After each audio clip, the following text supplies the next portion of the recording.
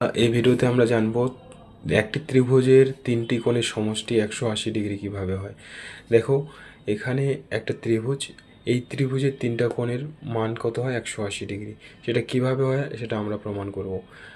এখানে আমি লিখে নিয়েছি।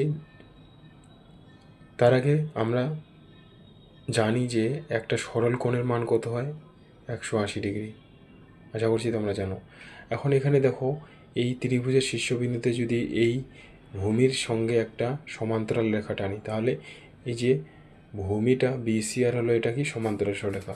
এখন এই সমান্তরাল সরলরেখা টানলে কি হলো? এইদিকে একটা কোণ উৎপন্ন হলো, এই কোণটা আর হলো এই কোণটা কি একান্তর কোণ, এরা সমান হয়। একইভাবে এই যে সি কোণ আর হলো এই কোণ থ্রিটা হলো একান্তর কোণ, এরা পরস্পর সমান হয়। সো এখন দেখো, তাহলে এই পুরো যে জায়গাটা, এখানেও একটা সরল কোণ উৎপন্ন হবে পুরো। এটার মান কত হবে? 180 ডিগ্রি হবে একইভাবে। তাহলে কোণ যেটা 1 2 3 মান কত হবে? 180 ডিগ্রি। তাহলে আমি ওয়ানের জায়গায় কি করতে পারি?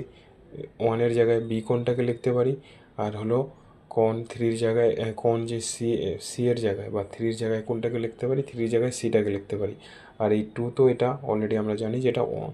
তাহলে এইভাবে হলো 180 ডিগ্রি আমাদের হয় তিনটি কোণের সমষ্টি। আশা করছি তোমরা বুঝতে পারছো। না বুঝলে রিপিট করে দেখো, বোঝা যাবে।